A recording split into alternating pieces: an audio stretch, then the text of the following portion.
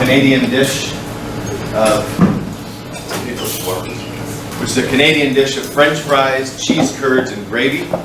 But our logistics is unable to get cheese curds, even though I could log on right now to the internet and get cheese curds delivered here. They seem to be unable to do the same, so that's fine. Sorry, that's not nice. That's a lot. Too much. Just a little bit. Just for my students. All right. So the first thing I want to get going today is some bread. Okay. So I don't want to just teach you guys, sort of one aspect of a dish. Take all the twine out. I figure it's better if you know how to make something from scratch in terms of meat, but also a sauce and also a bread. Okay, so I'm going to show you a very simple bread today. So this is a take on what's called a milk bun. Okay. Yes. Milk. So this is what's called a milk bun. There should be 10 eggs in it. You give me 10 eggs, crack them, put them into a bowl, please. So I've got some bread flour. Bowl. Gather. I can't crack eggs, I'll go for it.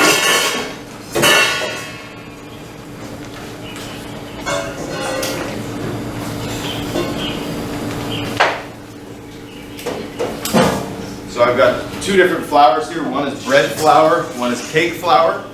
You know the difference between the two? Okay, what's the difference between the two? One has higher protein things, and the other Protein things. protein content. Yeah, that's exactly right. Which one has higher protein content? Bread flour. Huh? Bread flour. Bread flour. So, if bread flour has higher protein things, as was so eloquently put earlier, what does that mean you're going to be able to get more of? More gluten. More gluten, right? So is gluten in flour? No. Gluten is not in flour. What's that? There's two proteins in flour, glutenin and gliadin. When they're mixed with a liquid, they create gluten. Okay, so gluten doesn't exist in flour until it's mixed with something. So I've also got here some sugar. Mix them up. I've got some white sugar.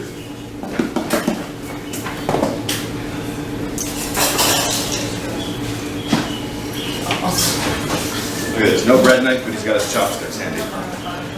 Right. So I've got bread flour, cake flour, white sugar, milk powder.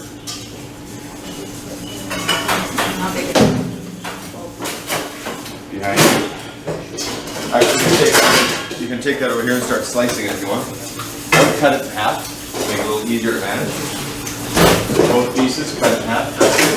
You're not making an omelet, just relax. Put it right there. And make it to the sink, please. Go far away.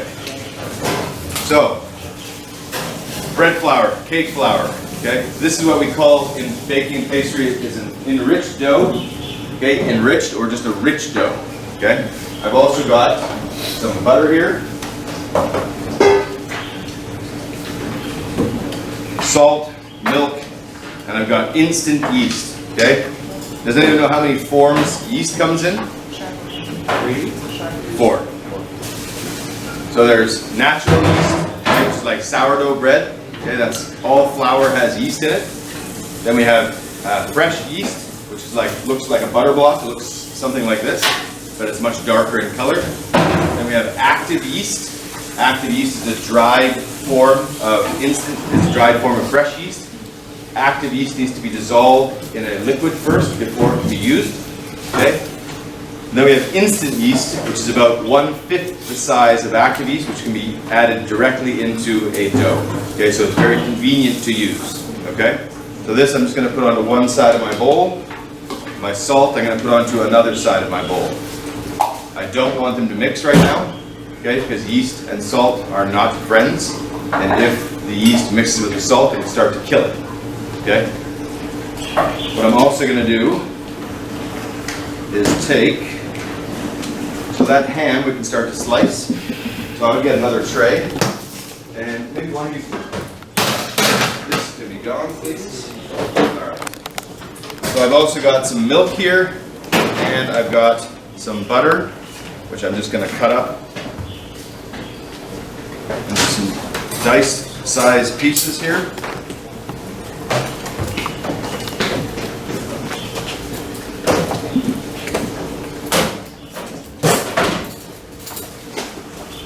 So if you guys have had baguettes before, correct? Baguette, yeah? Bagwo mianbao, right? By the way, while we're talking about bread, let me tell you something. You guys know of something called toast, right? Here you guys call it tusu, right? Okay, it's not toast until it's been cooked. Okay? So that bread is not called toast. Okay? It's called Pullman loaf. Pullman, Pullman loaf. That's the proper name for that bread. Okay? What's up, boo? What would say? Oh, I don't know. Let's take a look here. Thin, but not too thin.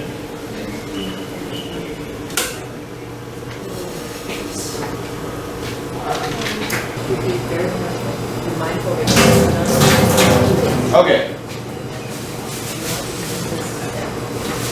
I think you guys sit down for just now. Okay? Chef, why is it called Pullman? Why is a baguette called a baguette? Because that's whoever made it decided that's what I'm going to call it. I'm guessing maybe it's well, the pan itself is called a Pullman pan. Now to stop you, I don't know why it's called a Pullman pan. It just is. But that's a good question. Why is it called a Pullman loaf? I don't know. So I've got bread flour, cake flour, dried milk powder, sugar, white sugar, salt, instant yeast. If I was using fresh yeast or active yeast, I would have to mix it ahead of time on the side, okay? To this, I'm going to add some milk.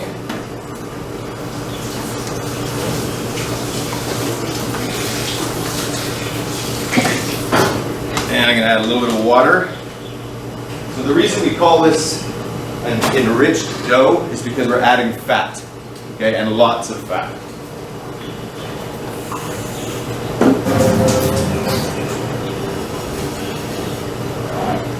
I've also got some eggs here.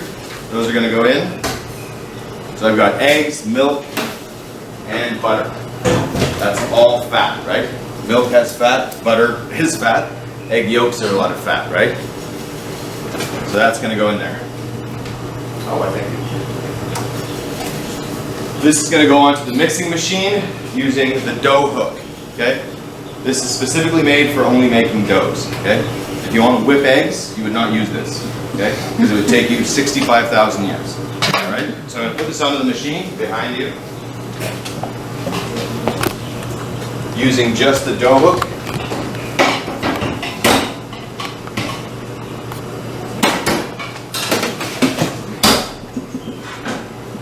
Make sure when you are using a... This is not really a good place for it. Stop. Stop pushing. Stop pushing. Why don't you just move this? Hello? Guys, please try to think a little bit what you're doing. So if I don't know if you just saw this or not, but she was standing here with a tray, just kind of like this, right? Does this seem like a good idea? Not really, right? When you can easily just move the machine over and then like that. And you don't even need to be there. She can do it by herself, trust me. Because in a kitchen, you are not going to be working two people to a station, okay? If the chef asks you to slice ham, it's not going to be you and your friend slicing ham. It's going to be you alone slicing ham.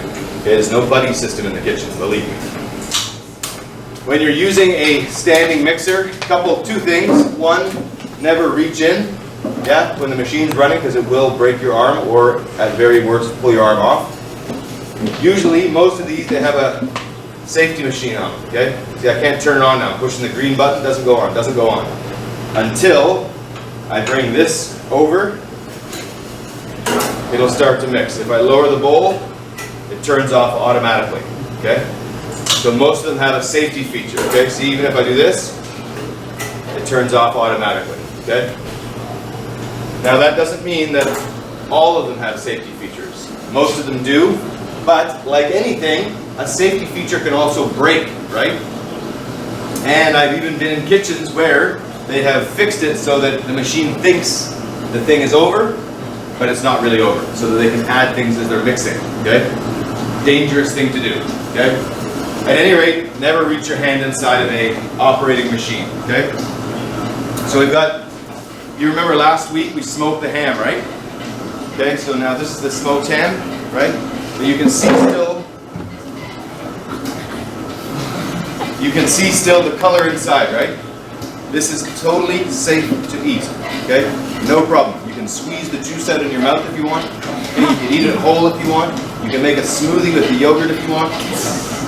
The color is only pink because we added the sodium nitrite, okay? The sodium nitrite also helped with bacteria, right? Keeping the bacteria from growing. But it also gave us this nice final pink product, okay? If you don't use it, it's going to be very gray, okay? And it's, you know, people eat with their eyes, right? Nose and eyes first, okay?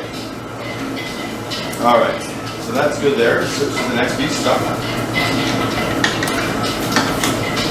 Switch to the next piece. Does anyone else want to give this a try on the meat slicer?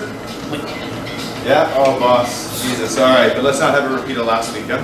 We have to get this ham sliced today. Yeah, I know, no twisting. Okay, you can take a break. Boss, wash your hands, come on down, twist it up. All right, the other thing I'm doing, so I've got my bread going here.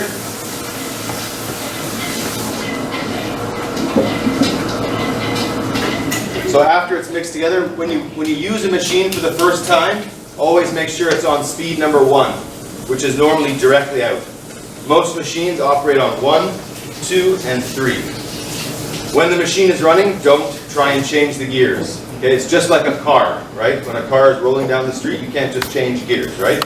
So don't change the gears when the machine is operating. It's very bad for the machinery inside, okay? Also, before you turn a machine on, make sure it's on speed number 1. Sometimes students, especially, will leave a machine on speed number 3, right? And you put all your stuff in, I'm gonna make some bread, right? Then you hit the button and boom! All the ingredients go flying everywhere, right? Because it's going around really fast, right? So always make sure it's on number 1, and when you finish using a mixing machine, always turn it back to number 1 as well. Okay? Make sure it's on 1 when you start, make sure it's on 1 when you leave. Okay? So now for my bread, once that's started mixing there, I'm going to speed it up a little bit, and we're going to get the kneading going on a little bit faster.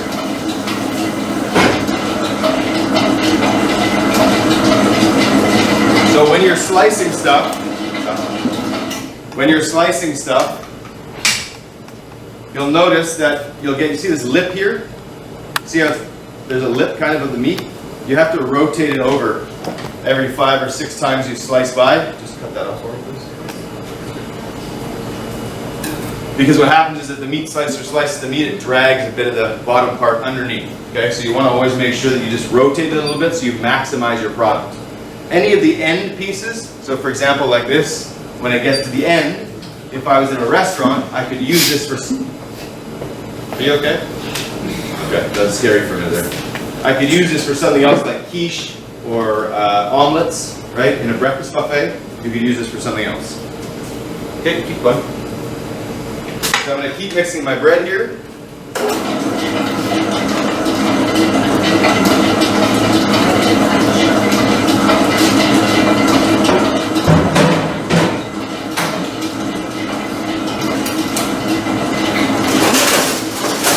All right, just one of you.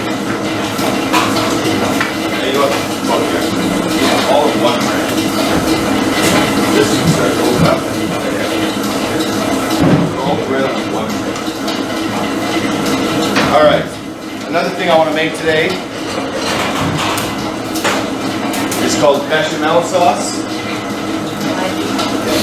Bechamel sauce is one of the 5 mother sauces in French cooking. Classic French cooking, not new French cuisine, but classic French cooking.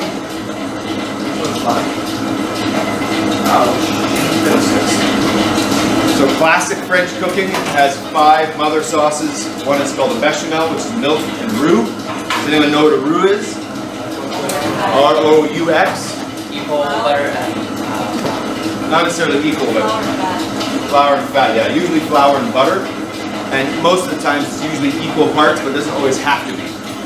But mainly, most importantly, don't forget to rotate.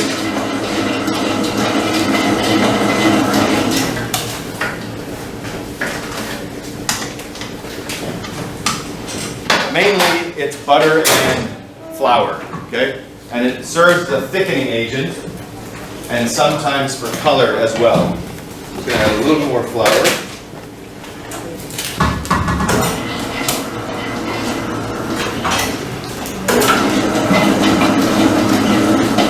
So to start a bechamel sauce, what I need is milk, because that's the basis for my sauce. So in this pot here, I've just got some milk, some peppercorns, some shallots.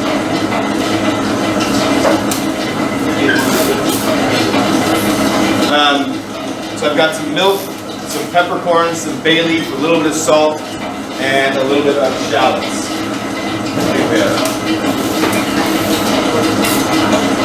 All of it. If not, don't worry about it.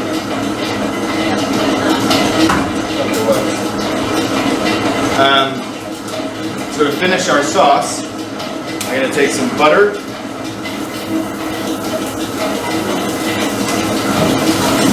melt this down,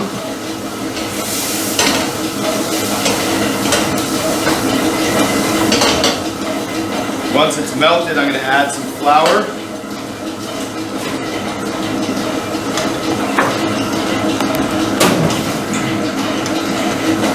stir this around.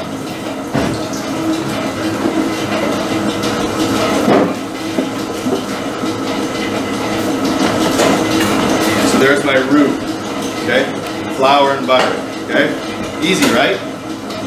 So this is what we consider in cooking as a white roux, okay? Because we haven't cooked it. It's just melted butter and flour. That's how we make a bechamel, okay? So I've got my milk here.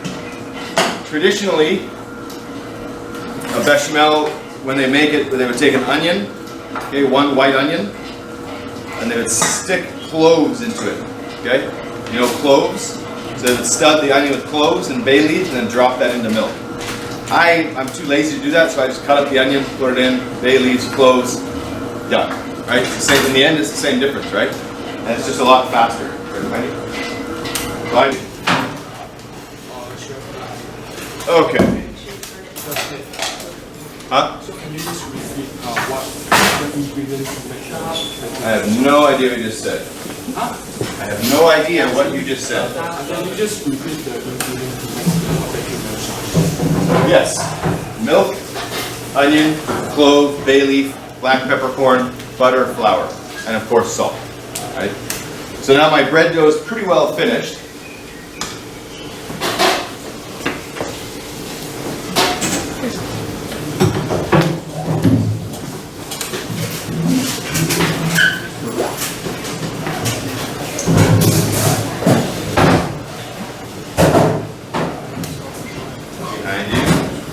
Remember when you guys are speaking that it's much louder back here because there's equipment, right? There's lots of noise, right? So when you talk, if I can't hear you, I'm just going to ignore you. Also, very, very handy. Buy one. 30 NT. Okay? You're going to need it in several different classes. So just buy one. Sharp, knife, sharp. All of it? Okay, good. Oui. No, not yet.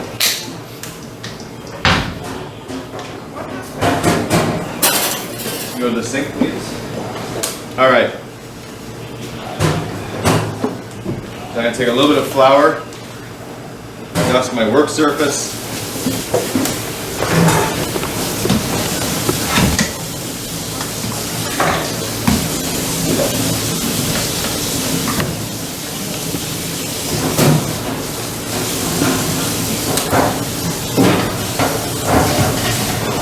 Get all that dough out.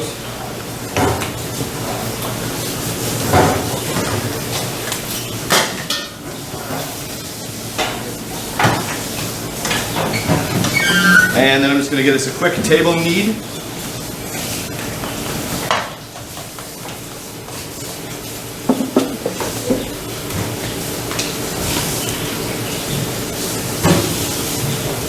Just to start getting the gluten finalized and developed properly and to smooth out the dough.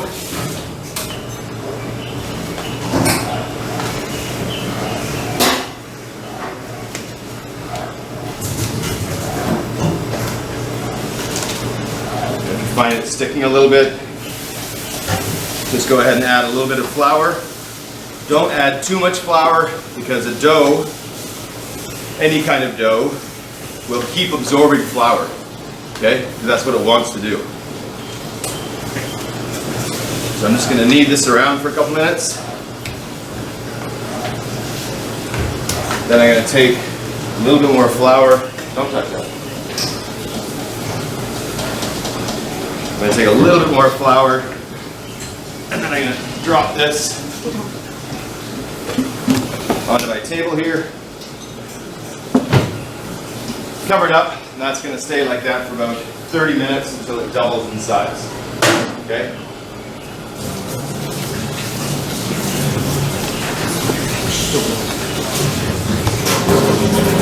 So as I mentioned, this kind of dough would be called an enriched dough or just a rich dough because it's got a lot of fat added to it. Okay? You with me so far? And you guys have all had baguettes before, yes? So a baguette would be considered a lean dough. That's okay. A baguette would be considered a lean dough because traditionally a baguette is just flour, water, and salt, okay, and yeast, okay, or sourdough.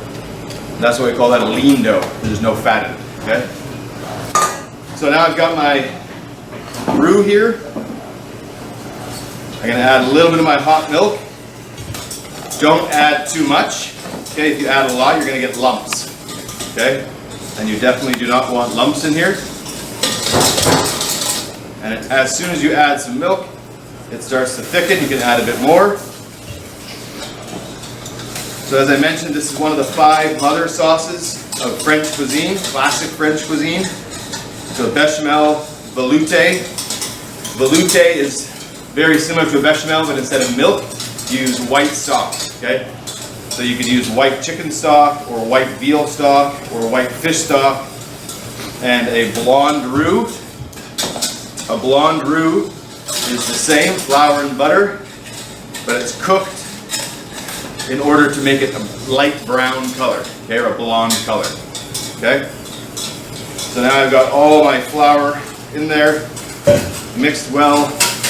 I can add the rest of my milk. And this just goes on to a very low heat. You want to just get that, just keep stirring that. I made it. And this is ground plastic.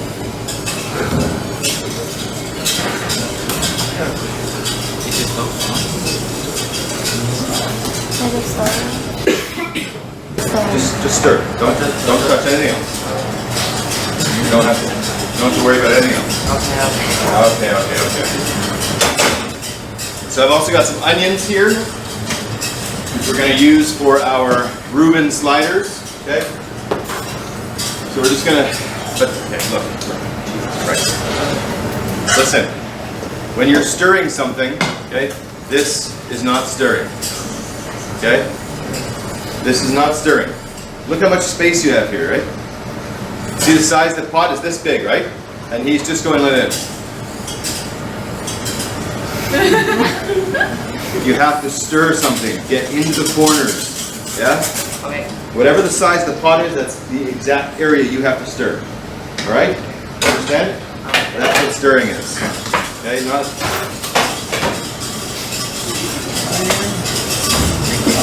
So for the onions, for our Reuben, we're going to take some more butter.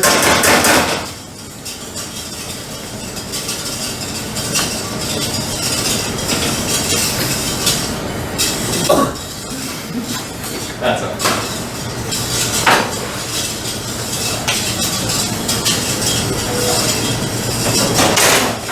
So I also wanted to show you something else today, because as I recall, it's 9 o'clock for from last week, you guys took so very long with your chickens.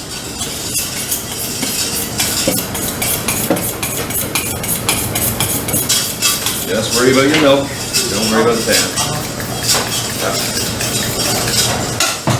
Alright, so I got a few chickens here. I'm going to show you guys again how to debone these in a couple different ways. Okay?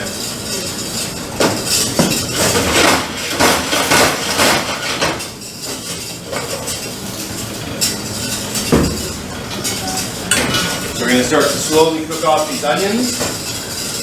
Now maybe you can just keep an eye on those onions. Alright.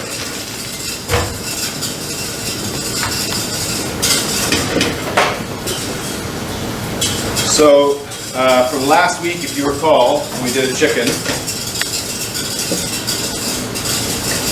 just going to pop this joint out here. Okay? Pop this joint out here.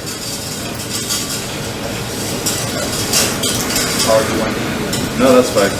No, that's fine. You can. Okay, I'm just going to take off my wings. Take off my wings. Now remember, this should take you no more than about a minute. Okay? Really. Okay? So I've got my chicken here, right? Just going to go down the leg.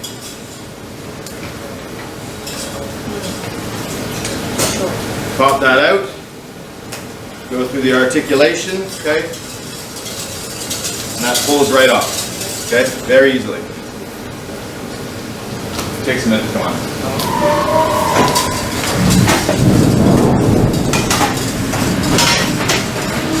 Okay, so that's my one chicken leg. Okay, again on this side, right through where the leg meets the breastbone, okay? Pop out, cut through the oyster, cut through the articulation, and that pulls right off. Okay? Now Connie mentioned a good point last week. Some chefs like to cut through the breastbone first, or sorry, the wishbone. So you can do that if you want. Okay? You can cut through the wishbone first if you want. So you can make a V incision here and a V incision here. Okay? And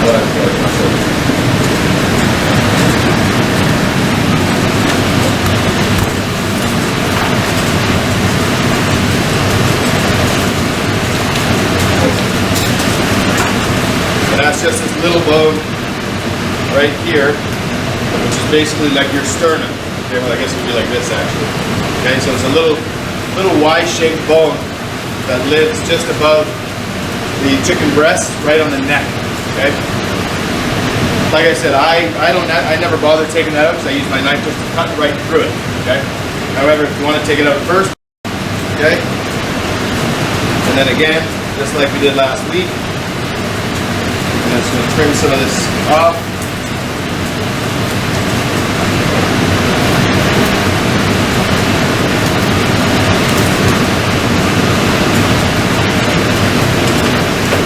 So this part here would be called the crown, okay? The crown of the chicken or the crown of the duck is always two breasts on the bone still, okay? So this would be called the crown, okay? How's my sauce doing there? Yeah, good, let it keep thickening. You can season it with some salt and white pepper. Okay, then to take this off, again, down the breastbone here.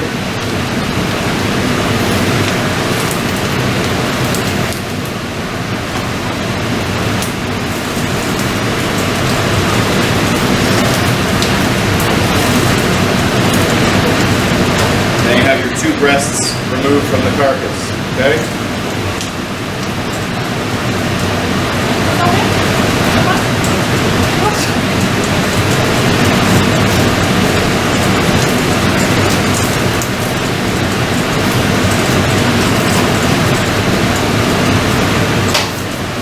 And then there's your final carcass piece, okay?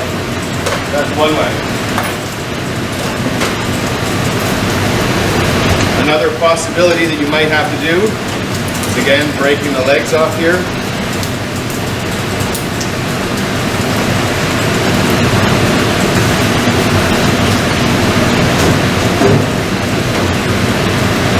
Take the wings off.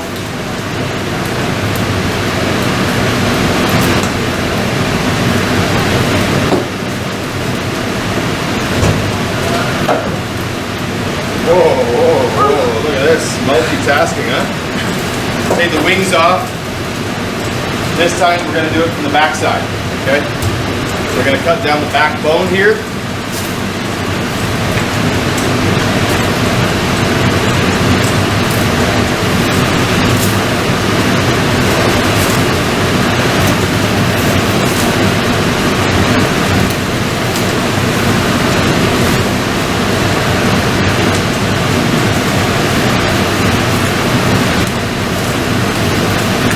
This is called spatchcocking. Break that hip bone out of the socket again.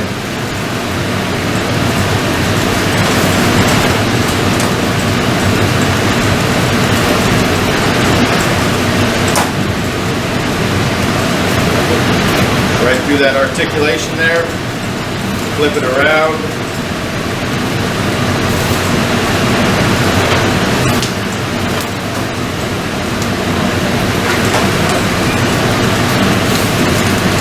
Through the back here, get all the skin off.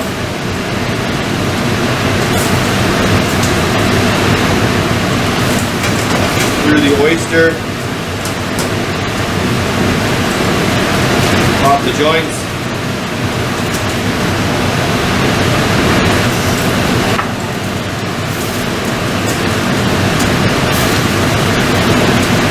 Through the articulation in the wing again. Cut my breast away. I'm staying very close to the carcass here so that I make sure all my bones come off with as little meat as possible.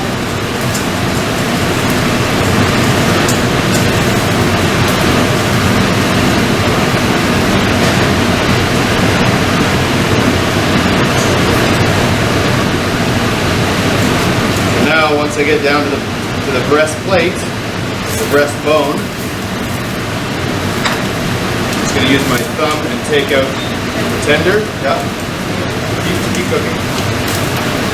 Let's get nice and thin.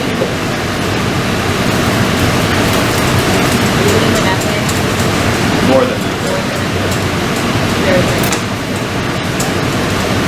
Okay. So now I'm going to cut down along the wishbone here on both sides.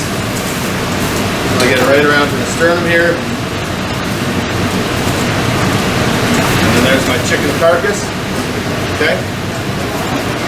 Now I've got just a nice deboned chicken. Okay. This then you could debone here as well. Okay. And you can take the breasts off. Okay. So that's another way of doing it. That's called spatchcock. Okay. Spatchcock. It's not a type of chicken, but a cut of chicken. Okay. Let me turn this off. No.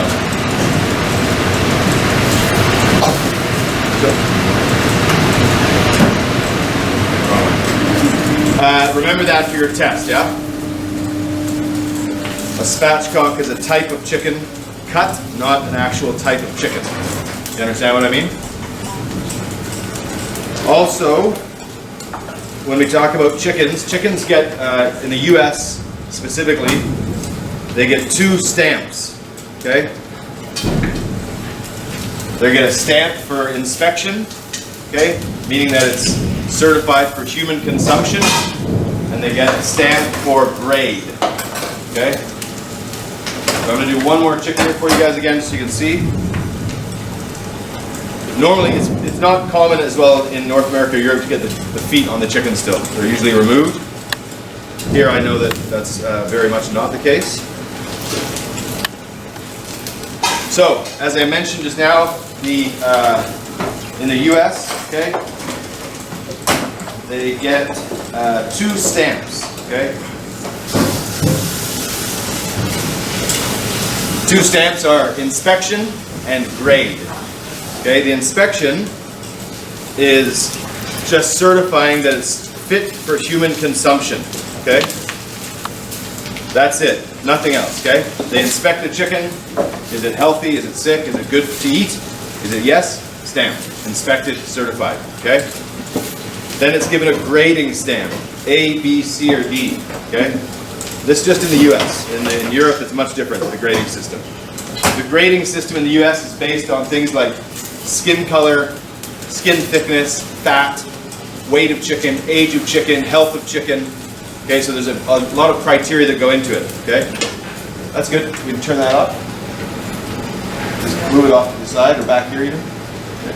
Turn your stove first. Turn your stove off. Yeah. Hello.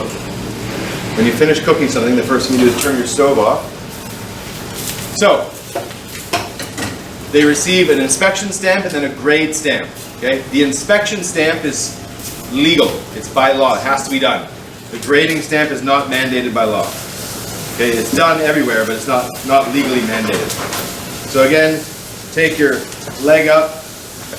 Pop that bone out, go down around the carcass, or sorry, the oyster. Okay, get the oyster out there through the articulation, and then you should be able to just pull back and pull that right off.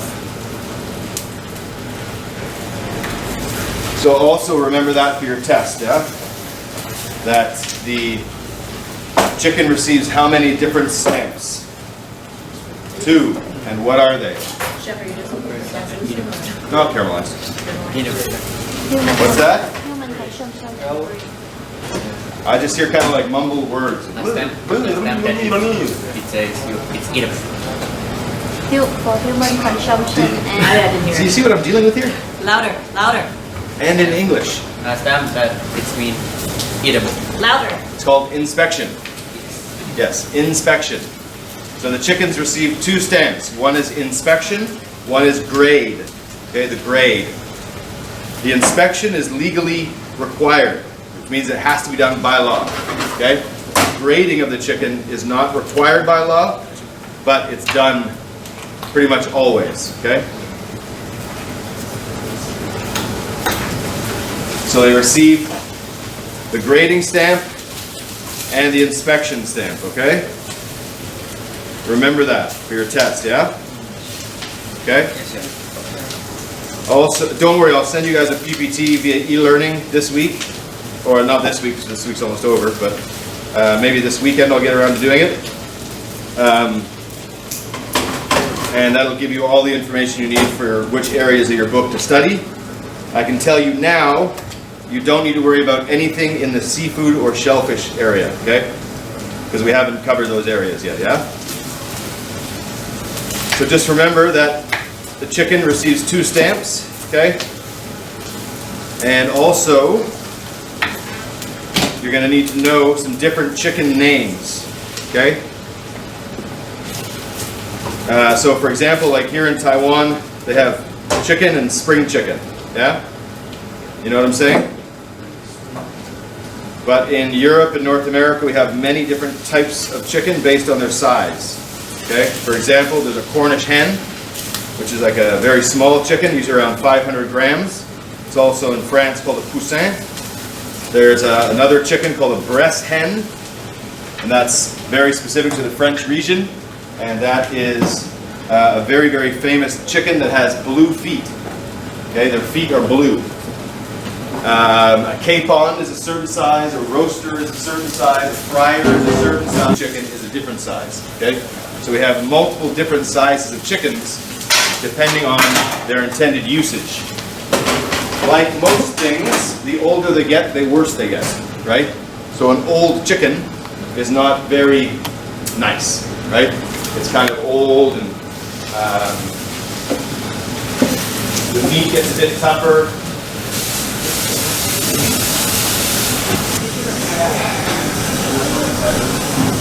In the future, like today? No. In the future, like my life, probably. I mean, can I wrap it up for Yes, today? you can. Oh, wait, no. Sorry. Nice. All right. So we're also going to get some chicken frying here. Now you go. And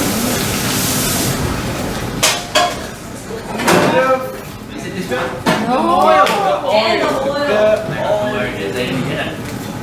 Should be right underneath that. You must have taken that from an oil container. Who lives with boss? เชฟ How's that? Is that just like crazy? This cornstarch, yeah?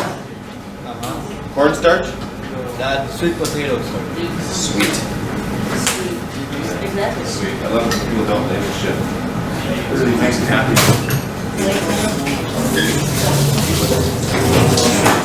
Like that. Well, I thought that was cornstarch, so I guess I'll go downstairs and get some cornstarch. I'll be right back. Take a break. Have fun. Party on. Or not. I love the excessive use of saran wrap here.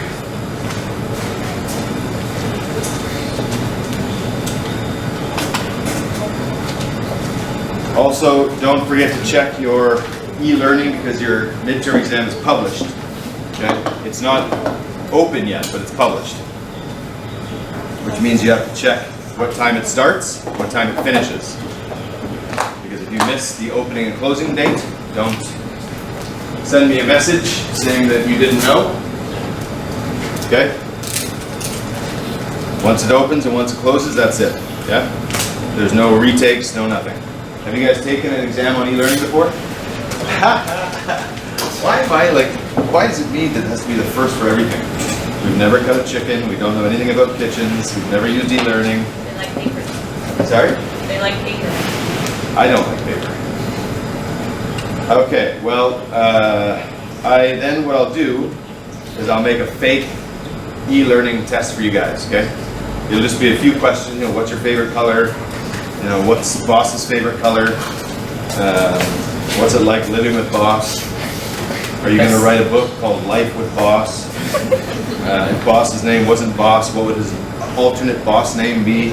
Like Super Mario or Luigi or Sonic, Frankenstein maybe? You know, questions like that. That way you guys can get accustomed to using the e-learning testing system. I'll tell you one thing about the testing system now. You cannot switch windows once you open your test window. You understand what I mean? I don't mean like that kind of window there. I mean like the page window. Yeah? If you go to another window, your test will be stopped automatically. Okay? The system will just tell you you can't do that. It'll stop your test. If you're on question number 1 or question number 20, it doesn't matter. Your test will be over, and there is no retakes. Okay? You cannot open another window in the e-learning system. Okay? I believe the time limit is 45 minutes, but I can't remember exactly. At any rate, I'll make a fake one this week, and you guys can try using the system, okay? Because it's quite different than probably any system. Well, I don't know. Do you use e-learning in the US? Like Moodle or Blackboard or anything like that? Blackboard. Blackboard, yeah. So it's very different than Blackboard. That's for sure. Okay. Now, let's take a look at our bread, shall we?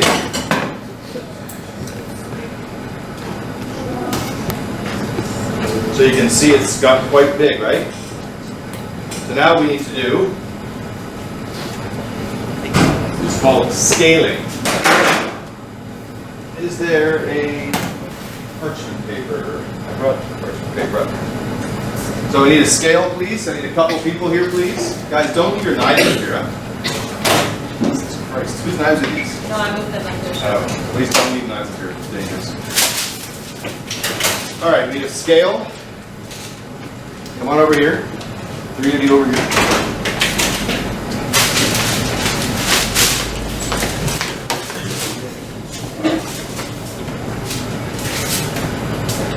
And you're going to round off a ball.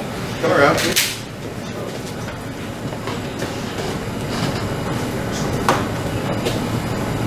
We're going to make about 80 grams, roughly 80 grams, okay? 1 or 2 grams more or less, no problem, okay? Then you 3, maybe one of you come right here, but just wait. After that, you're just going to fold into the middle, okay? And then you're just going to use your hand to roll it around.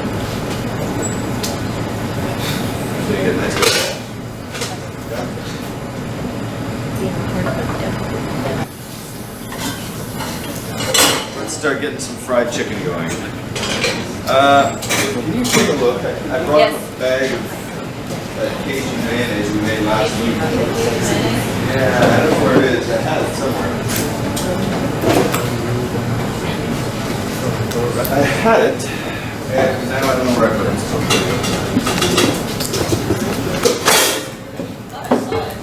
Yeah, I brought it up. Which one? That's something.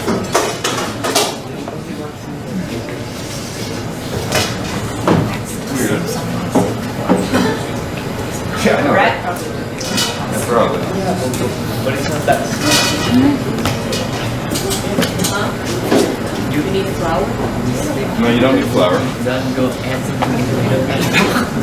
I told you, you just keep adding flour, it's not gonna work.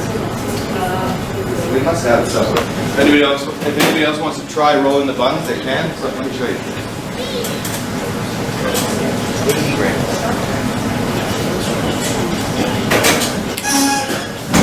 You don't need to add flour, okay? Just need to work quickly. Look at my hands, okay? Look at my fingers. I'm pulling underneath. Oh, wait. No, you.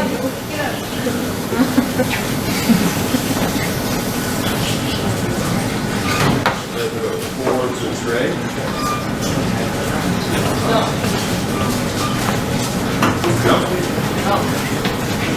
There it is. If your hand's getting a little sticky, you put a little bit of flour in your hands, okay? Okay, makes sense? So this is called rounding. Okay, this process here. So the first thing we do is we mix in the mixing machine. Okay, then we call when we put it into the big pile and covered it. That's called benching. It's where you leave it to rise or proof on a bench. This is now called scaling and rounding. Scaling, we're weighing. Rounding, we're making round balls. Okay, this is then going to go into a proofer to rise again. So I'm going to go turn on our bread proofer. So the bread proofer is on already. It's just a basically, that's fine. Set it up. So I think we'll do later. Bread proofer is basically a big sauna for the bread. Okay, we put the bread proofer in the proofer, and it's a hot, wet environment. It's usually around 35 degrees and around 80% humidity. So it's very, very hot. It's kind of like actually outside. Yeah. Yeah. Anybody who wants to try rolling can. Just one person scale, okay? Don't tear the bread apart, okay? They're like animals, like wild animals. Just let them cut it and give it to you, okay? Please.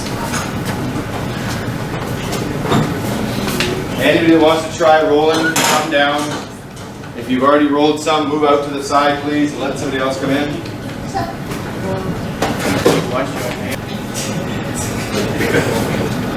All right. Now we finally got some fryer oil. Thanks, boss. For nothing. You're welcome. Yeah, I appreciate that. We learn from mistakes. Yeah, okay, sure. Next time there will be no more mistake. You tell yourself that, boss.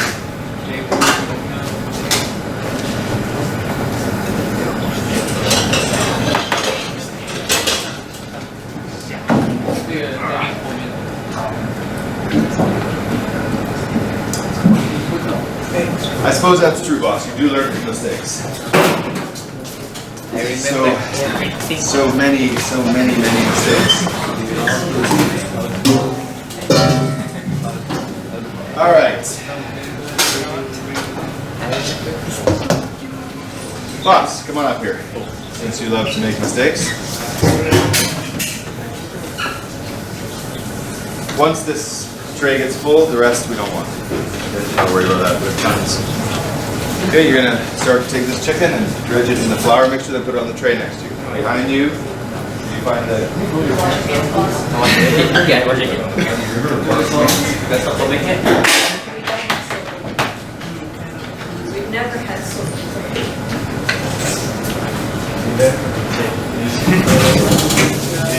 Also, you guys have digital thermometers? You're gonna also want to get a digital thermometer. Okay? Digital thermometer. You're going to want to get one. Okay?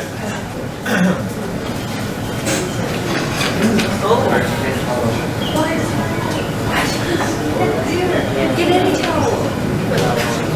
Boss is just freaking out now. Good old boss. All right. You, sir, next. Come on, grab one more tray. Grab one more tray. Let's go.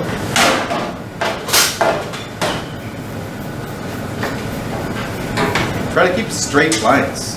Look at this. Look at these lines. It's like a snake swerving all over the tray. Over there, please.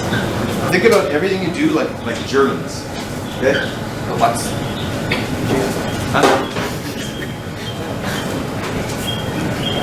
Watch out, okay? Straight lines. Now let's get rid of them all. Throw them out the window. Yeah. Alright, I don't need to do that. You're going to take all your bread here, spread it on the tray.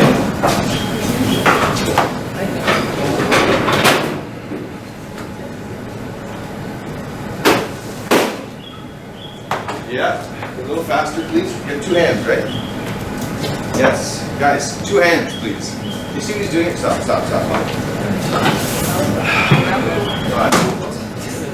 Huge trays, big gaps of space.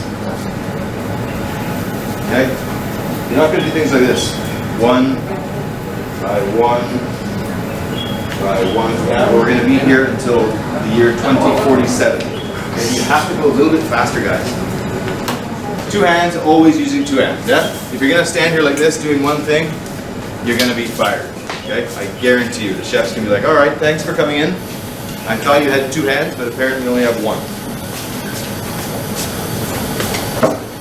So that's grouper.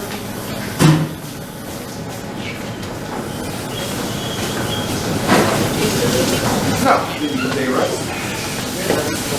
Use that one to get a smaller tray. Here.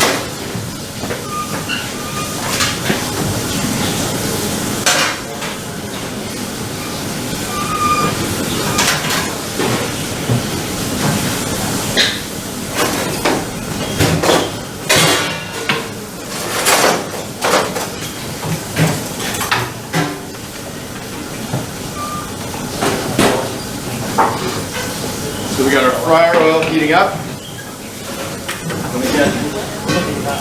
And again, you remember I brought up before the term mise en place, right? Mise en place, yeah? Most people think it just means my ingredients, right? It's everything you need to do your job properly is mise en place. You see, before I'm even starting to fry my chicken, I've got my thermometer, I've got a tray with paper towels, I've got spoons to take it out, right? I'm not waiting until I need it and then being like, oh, I gotta get my tray, oh, I gotta get my paper towel, right? I'm getting everything I need done so I can do my job properly, yeah? That's really, really important. I can't stress that enough. If you start running around like a chicken with your head cut off, looking for things that you should already have ready, you're gonna be in serious trouble, okay? Especially if I'm doing something like frying chicken, right? And I've got my chicken cooking, and then I got to go run around looking for a pan, looking for paper towel. My chicken's going to be overcooked or burnt by the time I come back to it, right? So I have to make sure that it's ready. I've also got a little seasoning here. Do you guys like spicy? Yes. Not you, boss. You just worry about the chicken. All right, so we're going to take a little bit of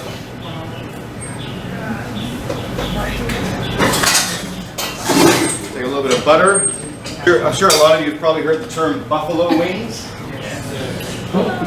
Yes? Yeah, okay. So buffalo wings are from Buffalo, New York. Okay? They're not, it's not like a name, it's a name of a type of chicken, but it's the name of a dish that was created in a place in America. Okay? Buffalo, New York. Upstate New York. Okay? And a lot of people think that buffalo wings are just hot sauce and wings. But actually it's hot sauce cooked with butter and wings. Okay? Now this stuff is the best. Okay? I love this stuff. Put it on everything.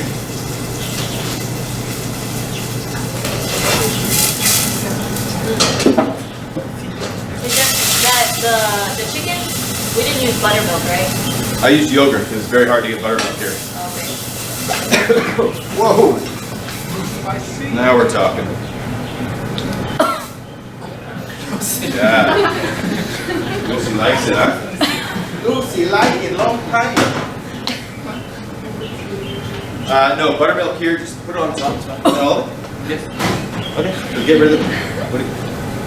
That's just flour? Yes. Okay, I don't want that there. Just get rid of the flour, get rid of the... Well, I don't know what you were going to do there.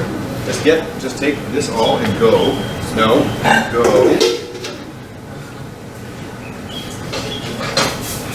So the only time I wish I had like Dragon Ball Z powers. So now we've got a nice base here for our fried chicken. Lucy, you gonna be okay? You wanna go see the nurse?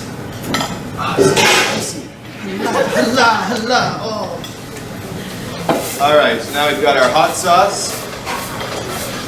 And really, this sauce is more actually vinegary than it is spicy, okay? Like American style hot sauces, North American, I don't want to be racist. North American style hot sauces are more vinegary than they are spicy, okay? Unless you get like a specialty type of sauce. There are some that are incredibly spicy. Do you guys know how they measure spiciness? Who said that? Jonathan! Yes! Damn it, yes man! Yes, the Scoville scale. So the Scoville scale is a scale used to determine how spicy a chili pepper is. Okay? So for example, bell pepper. Okay, anyone take a guess how many units it is on the Scoville scale? 2,000. Huh? 2,000. No. Like about 10. They're basically non-spicy on 2,000. What kind of bell peppers are you eating, man? Jesus. Maybe I should ask boss what it's like living with you if you're eating spicy peppers all the time.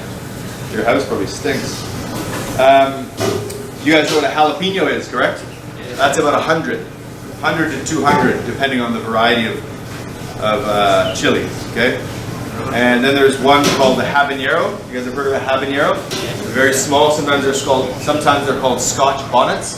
Very small. They're about 200,000 to 350,000 on the Scoville scale. And then there is the ghost pepper, the jalapeno ghost pepper. That's about 1 million. Okay. So industrial pepper spray, you know, like what the police use, that's about 1 million, roughly 1 million on the Scoville scale. But they use that in just air dispersed form, right? So that those rascally crowds don't get out of hand. Lucy, are you okay? You need a couple minutes? Want some private time? Hey, you have a mask. Yeah, you should be wearing a mask, Lucy. Okay. And then there's also things you can buy, for example, like manufactured sauces. You know, they have like, you know, a very famous one called Da Bomb or Dave's Insanity sauce. There's one that I used to get all the time. It was called Pure Cap, and that was just pure capsaicin oil, and that was about 2.5 million Scoville units. In fact, when I bought that, I had to sign a piece of paper saying that if I hurt myself, I wouldn't sue the company. And it came in a child-proof container, and in that child-proof container was an eyedropper. And you would use just an eye drop in a very large amount of chili or something, and it would make it spicy. At any rate, that's how you measure Scoville scales, okay, or spiciness of chilies. So we're going to take our chicken here, we're just going to plop it in. So this would be considered shallow frying, okay? So there's deep frying, and then there's shallow frying, okay? Deep frying is something like if you go to McDonald's to get French fries, right? That's how they make the French fries, right? They put the French fries in the deep fryer, drop it down, right? And then after a little while, you take it out and you get your delicious golden French fries. Okay?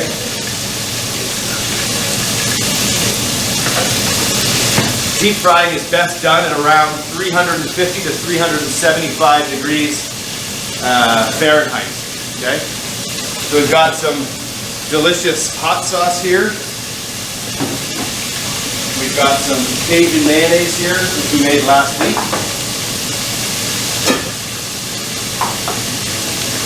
And so we're going to let this shallow fry for a little bit on each side, keeping an eye on the temperature. Again, like I said, 380 is about the ideal temperature.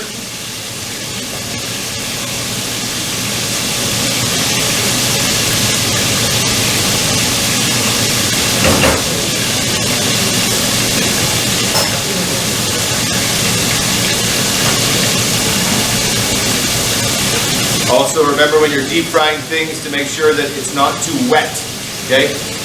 The more moisture that goes into a deep fryer, the more of a violent reaction is going to happen, right?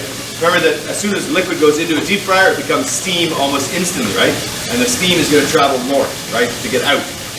So the more you have in there, the more chance you have of it starting a really bad fire or boiling over, which of course you don't want, right?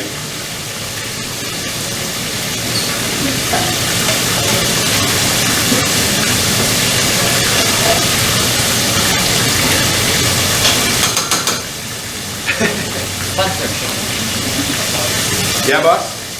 Nothing. Oh, Nothing different. just excited? So like I said, this would be considered shallow frying because we're not submerging the product underneath oil. It's about halfway, a little over halfway up on my chicken, and then I just flip it over.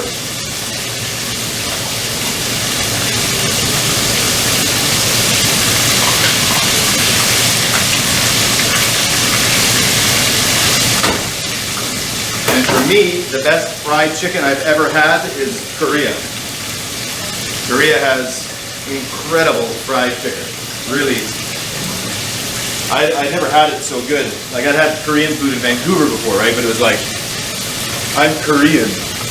But it's like some Chinese guy, right? And then when I moved to Korea, I was like, wow, that's it right there. I'm done. I'm never leaving. And then I left. But they have a very different style. They use a batter. Okay, this one is American style, more of an American style, where it's coated in a liquid, then in flour, and then the flour and the liquid combine to make sort of a sticky paste. Whereas in Korea, they make more, not a tempura batter, which is very thin, but a thicker batter, almost like a pancake batter. Do you guys know where tempura is from? Where? Huh? Nihon. Japan. No. Portugal. Yeah. Portuguese sailors invented, or created, not created, but brought over the process of frying vegetables and fish in a very thin batter. If you look at the history of tempura, the name comes from a tempura, Knights Templar, which is an old Portuguese thing. All right, so my chicken's looking pretty good here.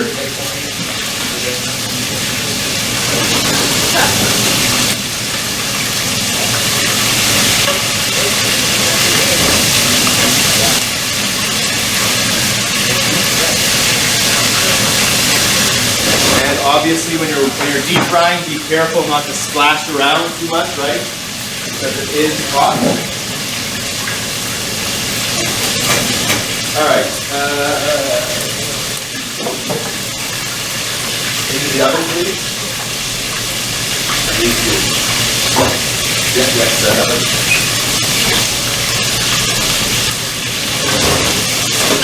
All right, here we go.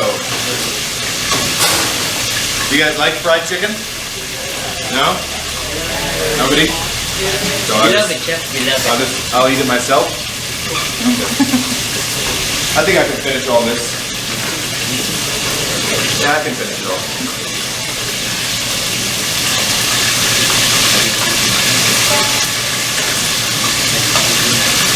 All right.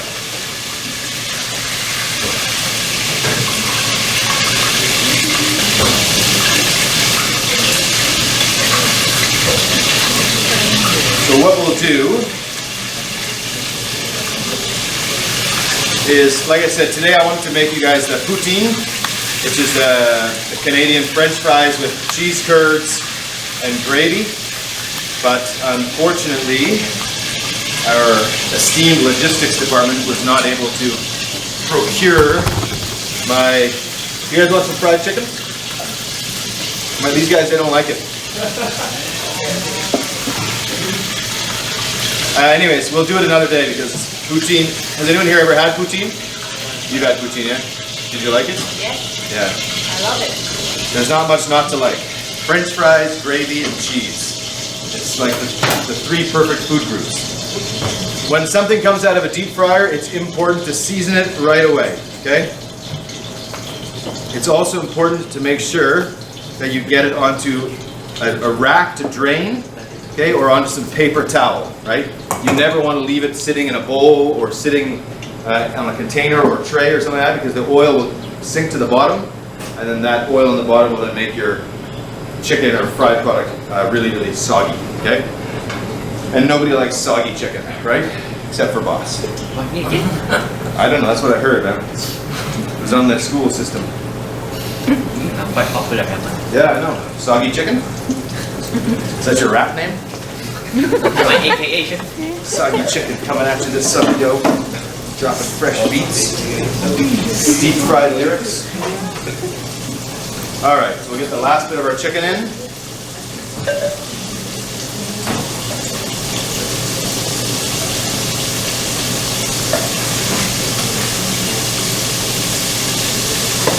Probably do one more, that's okay. Alright, demo team, you can come up first. Connie, you can come as well because you were part of the demo team today. No, you're not demo team. You wanted to come up and try it. So help yourself. There's hot sauce, you dip away, whatever, eat. Not all of it, not all of it. Take a piece. Yeah. We have a paper towel here, okay? Help yourself, dip away, eat, take a piece, dip it whatever you want, and then move along so more people can come along.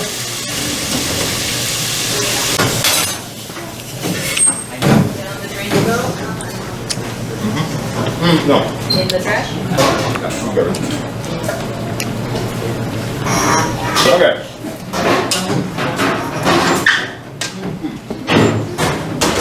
Now,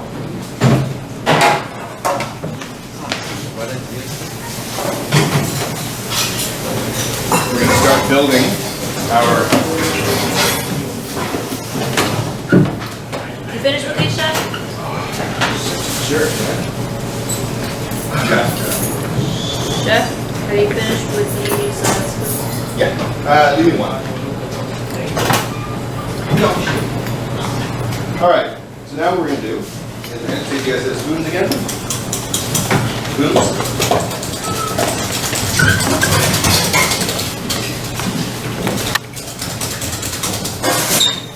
One of you, or two of you, or none of you, went from 3 to 2 to 1 to 0.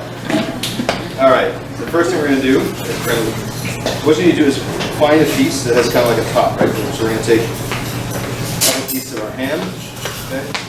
Put those on there like that, okay? Then we're going to take a little bit of bechamel, put that over top, spread it, okay, a little bit.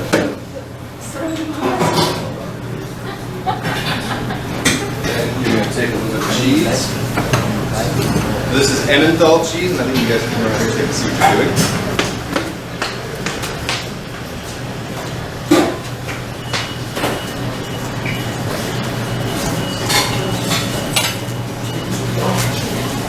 So this is how we make our croque madame, okay? So this is a very classic French sandwich, okay? Obviously it's not a healthy sandwich, right? We've got cheese, bechamel, you know, ham, which is not really the healthiest of things, but whatever. And we've got some Emmenthal cheese here, okay? Emmenthal, Swiss, same difference pretty much, okay? What you're going to take a little bit of the Emmenthal, put it on top here, okay? And you're going to find a piece of bread that kind of covers it, like so, okay? here. Oh, let's put some baking paper down so it's easier to clean.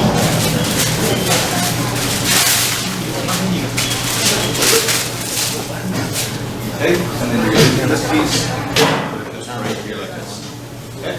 We're going to do that for all of those, okay? So one of you does the hand. Where's the lid for this?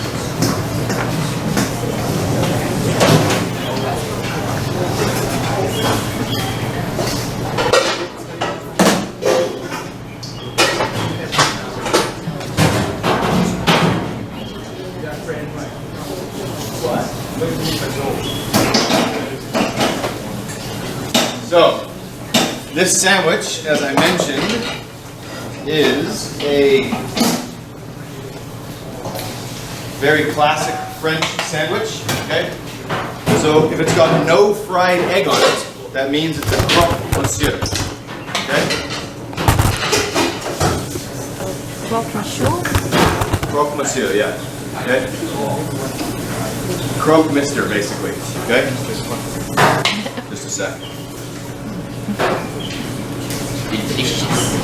Now, again, come a little bit closer, okay?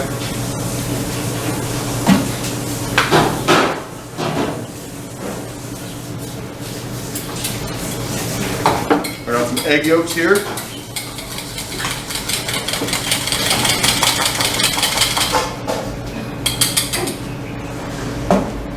And these egg yolks we're going to use more ham, please. Look at all this ham you got here to use up. Alright, stop. Move. When you're just move. They can't see. When you're making a sandwich, this might seem very like a small detail, right? Look how he's placed the ham here. You guys see any problem here? It's flat, right? It's gonna look flat, right? If you have, so you got 2-piece ham, let's say 3, right? It looks extremely flat, right? The customer's gonna think there's not much ham there, right? But if you take those 3 same pieces and fold them over on each other, right? Then you build height, right? And height is perceived as value, okay? Got it? Don't lay it flat ever. Bunch it up, okay? And use more. We have lots of ham to use.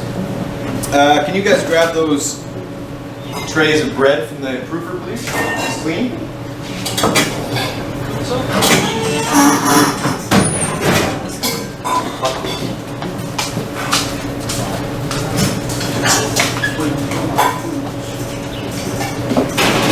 So yeah, whenever you're making a sandwich or anything like that, never lay meat flat. Okay? Because remember that it's sliced very thinly, right? So 100 grams of very thinly sliced meat will look very, very skimpy or not very valuable, right? Chef, can I take Sure. So, yeah. I've got it out. Yeah. You guys know Subway, correct? Have you ever noticed that when they make sandwiches, all their meat is always folded over? There's a reason for that, right? Because they want it to look bigger. So keep that in mind when you're building a sandwich. It may seem like not a very small thing, but in actuality, it's quite important. Okay, down over there, please.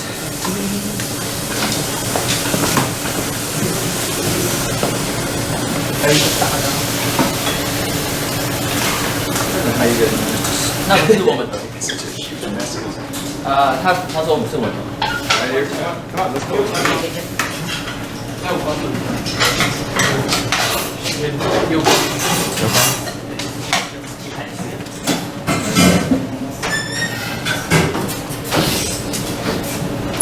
All right, now our buns. Can I get one more person, please? One volunteer, yeah, you. Yeah.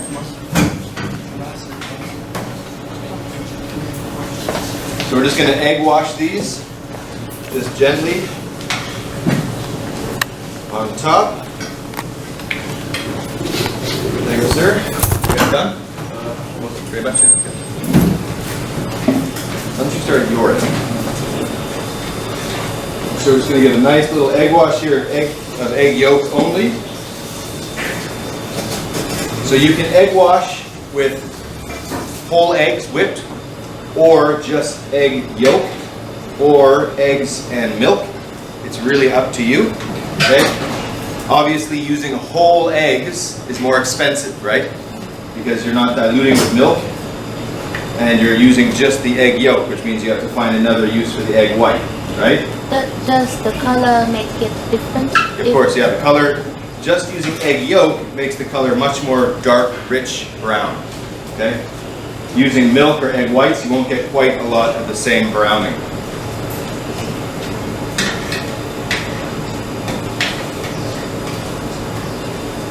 A little bit of water in here. It's pretty thick, actually.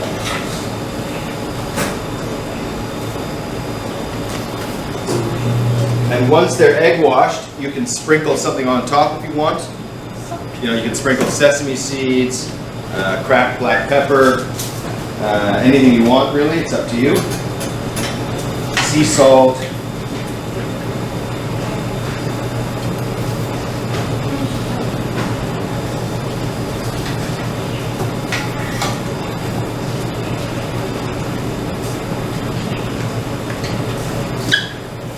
Boss, you want to come and finish this off, please? Yeah.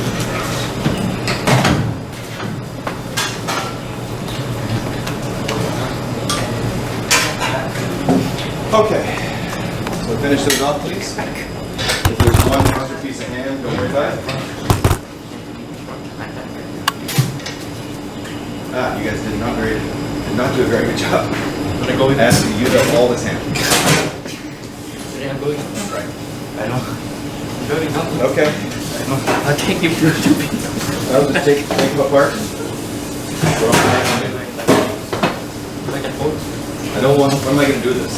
Back. Right. What are we going to do with this extra little bit of ham? Nothing really, right? What the hell is this? What a nice towel. Okay, so we've almost got our croque monsieurs here. We're just going to go through and put in a bit more ham because I don't want any ham left over.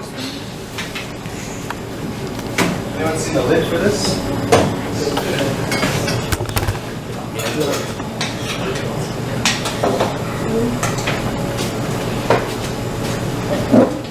So I'm also going to start to melt down some butter here.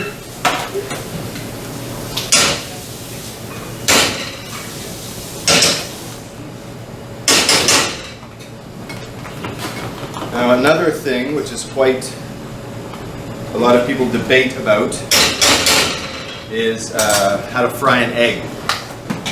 Generally speaking, never want to have color on the eggs, okay? But in England and parts of North America, UK, Canada, America, when they fry an egg, it's usually got a little bit of a brown ring on the outside edge, like kind of crispy, right?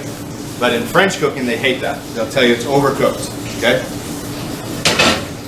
I don't really care. I like it with the crispy egg, and I like it the French way. I suppose it depends who I'm cooking for, right? If I'm cooking for a French person, I would probably make it the French way, right? If I'm cooking for an American, I'd just be like, here you go, right? All right, that's looking pretty good. A little bit more, yeah. All right, so a little bit more, a little bit faster, please. All right, so we're almost done here, yeah?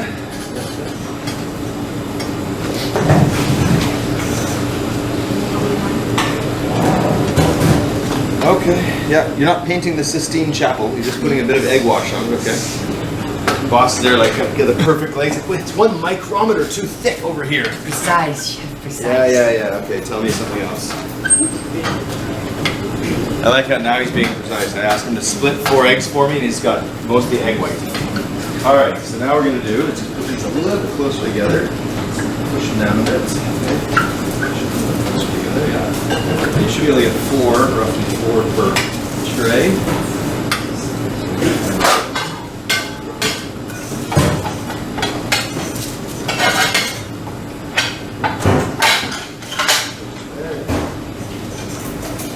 Okay, next thing I want to do is a little bit of bechamel on top. Got a little bit of water.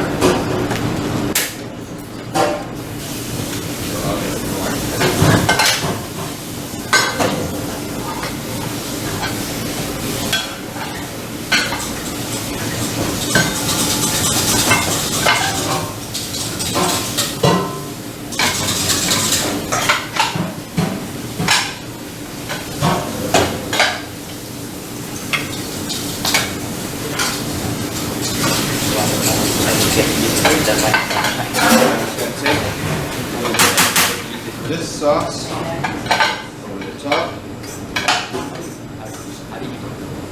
So that it covers. Okay. Got it?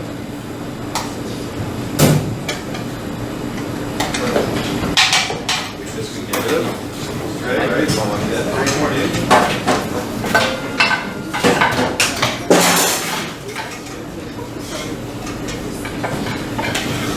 How many sandwiches you got here? 4, 8, 12, 14 sandwiches. Okay. Yeah. Yes. Let's do that. That's the right way, but it's not. That's the way. All right, you guys done here? Yes. This is, I have, Yeah, it just doesn't look like it's on all the way. Oh yeah, now I need to screw it in. Oh yeah, yeah, yeah. Okay, okay, that's fine. This.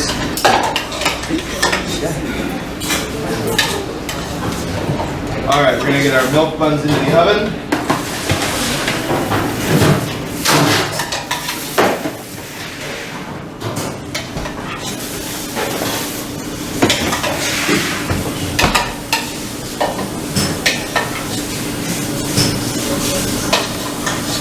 And I also want to add a little bit of steam.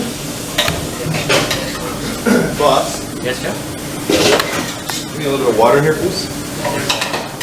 So I want to, these ovens don't have steam on them, but I want to add a little bit of steam into the oven. Okay, so I'm just going to take a little bit of water. And I'm just going to put some at the bottom of each oven. Thank you. The steam is to help the baking start faster. The steam increases the temperature. It also creates a more moist atmosphere inside the baking oven in its chamber, so the outside of the bread doesn't get so dry. Okay, so it stays more soft. Okay. All right. Now we've got our croque monsieur. Okay. So we've got our bread. So nice country bread. Okay. So nice loaf of bread, not or Pullman loaf. You know, it's funny, I've lived in Taiwan since 2008. No, 2006, 2005. 2005, right? And ever since I've lived here, everybody always calls it tusa. Always. And I try to explain to them, it's not toast. They're like, yeah, it's tusa. I'm like, no. And then I get a handful of rice. I say, is this chow fan? They say, no. Say, so this isn't chow fan, just like this isn't toast. Because it's not toasted yet, is it? I can't call this fried rice, can I? They're like, well, no, that's silly. I'm like, yeah. Okay, so we've got our nice country bread here.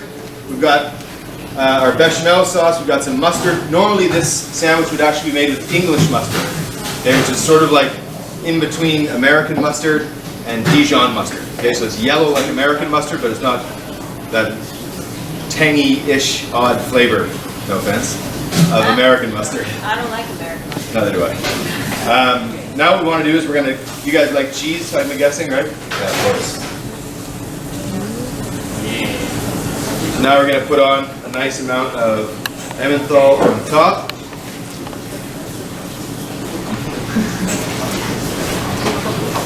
So like I said, this is not exactly the healthiest of sandwiches.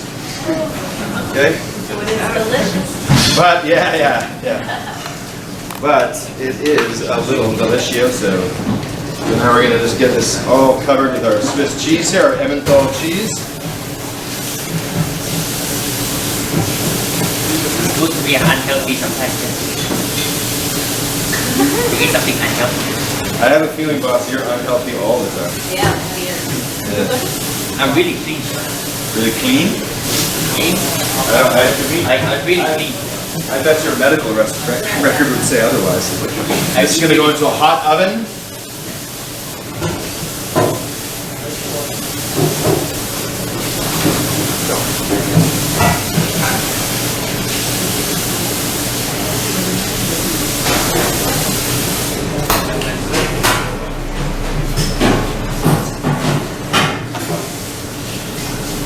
Okay, we'll let that cook for about 8 to 10 minutes until the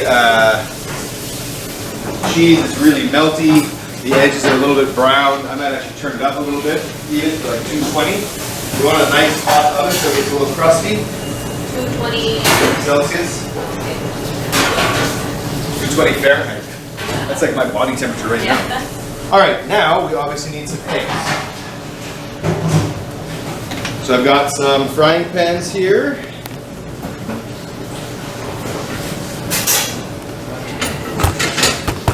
We're just going to heat these up a little bit.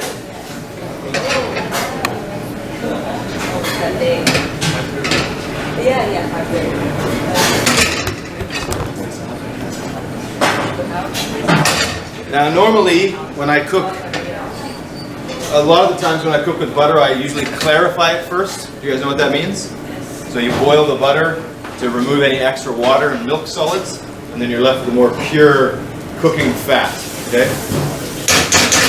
But I'm not so worried about it now, but it's really good for cooking eggs because it helps to keep the color nice and white, okay?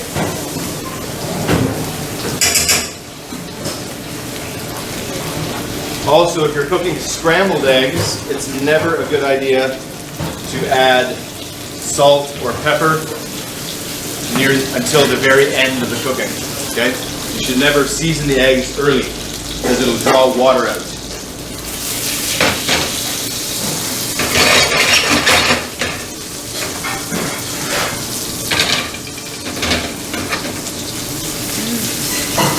Okay, so we got our... Do you like adding creme fraiche to scrambled? Sure, why not? Yeah. I don't often have creme fraiche, but if I did, I certainly would. So I'm just going to crack a whole bunch of eggs, probably about 4 to a pan here.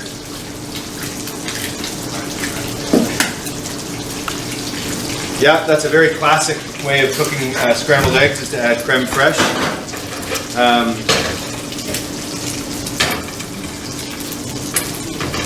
Normally when I cook scrambled eggs, I just use eggs, butter, mixed together into a bowl, melted butter into a bowl, more butter in the pan, and over a very slow heat, just until it starts to cook, and then I take it off the heat completely and let it cook just at the heat of the pan.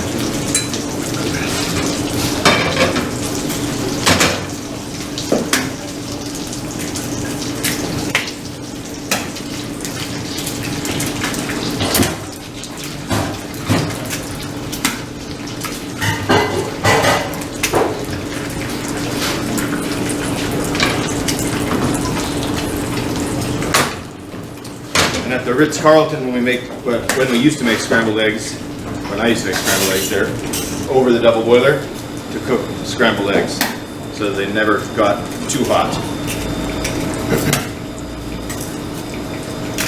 All right, it's garbage. So now we got our eggs just gently cooking here. I'm going to season with a little bit of salt.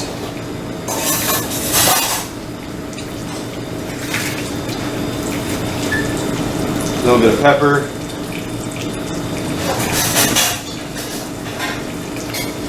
Also, you'll notice when I season things, I'm not doing it from very low, right?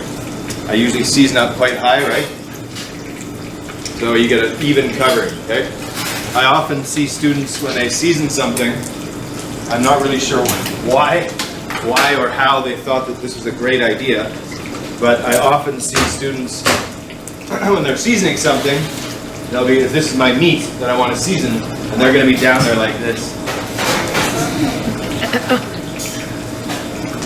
Like they're going to Cuba or something and seeing Scarface.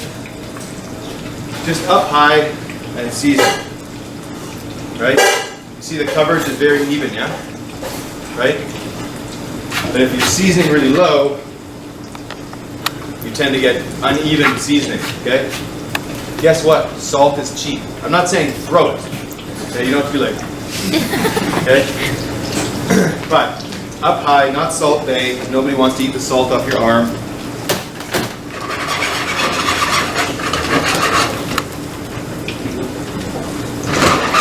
So just a nice low heat. Lots of butter, okay? Then I can start to take some of this butter and baste it a little bit over my eggs. Duck fat also is really great for cooking eggs.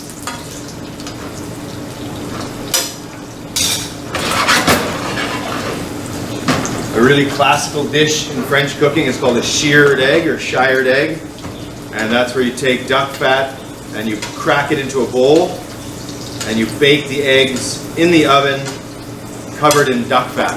Okay? And so what you end up with is sort of a really nice soft texture on the inside and lightly crispy outside from the frying of the duck fat. And you guys like your eggs to be a little bit runny, or do you want them hard cooked? Runny, right? Yeah, good. That was a trick question.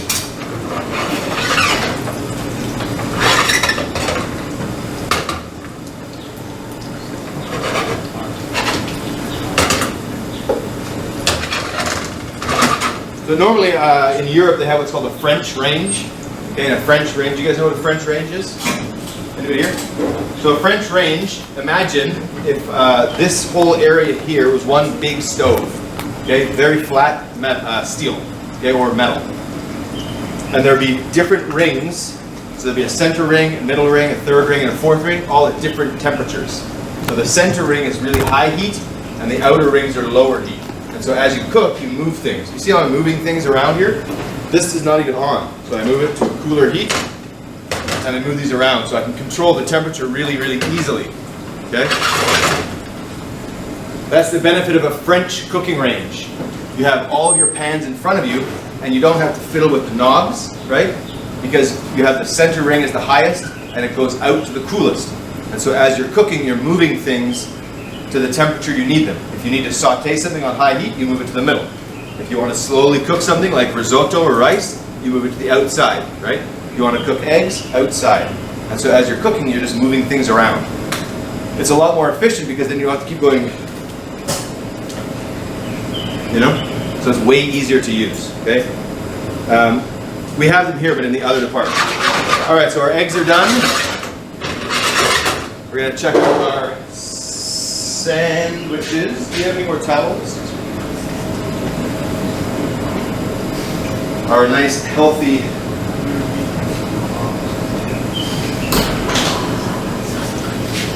Oh yeah, here we go. Good and healthy.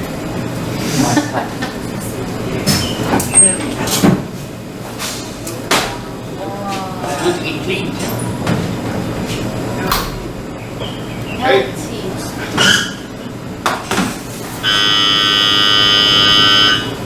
I know, friend. I know.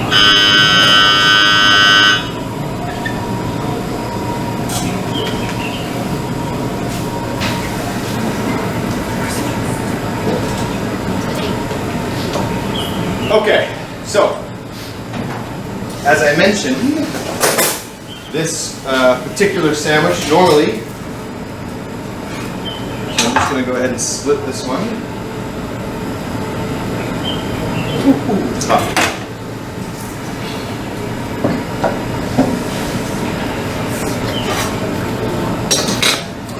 So who would like the first?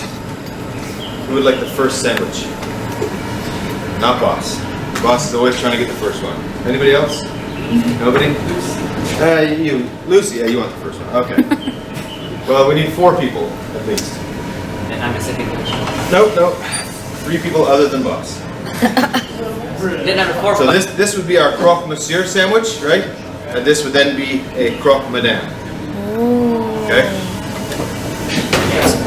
Just an egg. Relax.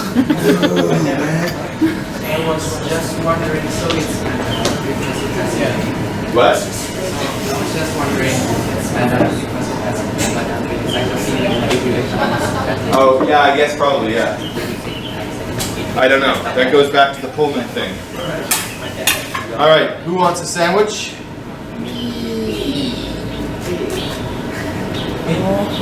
All right, come and get half. Yeah, we got paper towel here. Who else wants? Come down, please. Yeah, that's right. You have to learn to pick up hot things, you know.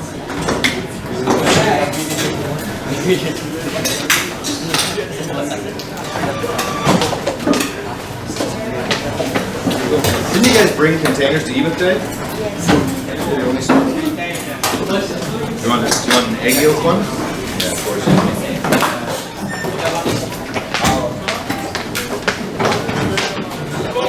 All right, help yourself.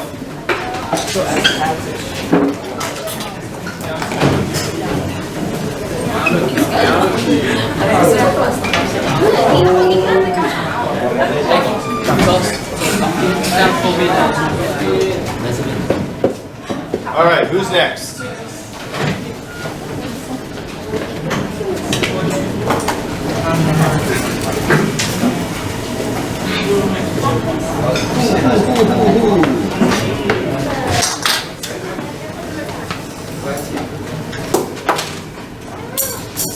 Egg on there, a little bit of butter.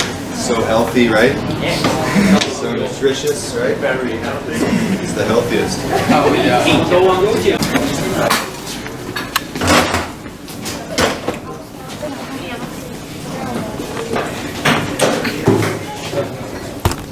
Now for our milk bun,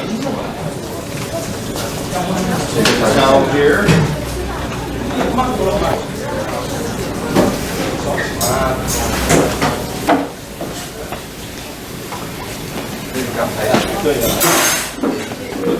Got our pastrami.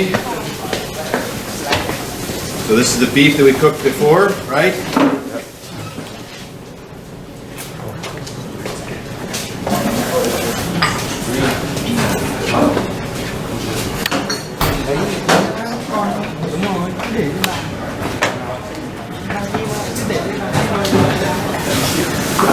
Okay, so here's what you can do.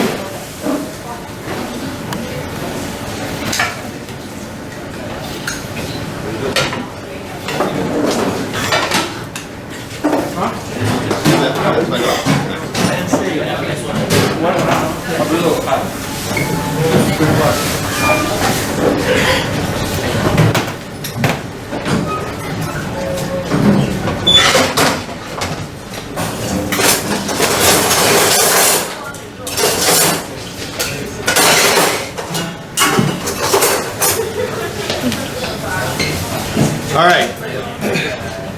Again, here's what we're gonna do. One at a time, okay? Don't go crazy, okay? You're gonna take your bun, okay? Carefully using the bread knife, just cut around. You have a nice warm, look at that, it's still steaming, huh? Yeah. Just carefully, you're gonna take a little bit of butter. And you're just going to brush a little bit of butter onto the back side and the top side of your bun. Okay? So we have one. We're each cutting our own buns? Down on here for you. Yeah. We got lots of butter. Is it sponsorship? Yes, it is. So if you can take a photo, that would be fantastic. This is also very good quality butter. You're going to take, so now I got my bun here. We've also got some mayonnaise here, still the Cajun mayonnaise. If you want to add some Cajun mayonnaise, you can. I couldn't care less if you do or not. I'm going to, just for fun, because I like it. A little bit on, a little bit on. Okay, there's another spoon here. Then you're going to take a little bit of the pastrami, which is nice and warm. Okay, 2 or 3 pieces per person. Okay. A little bit of caramelized onion.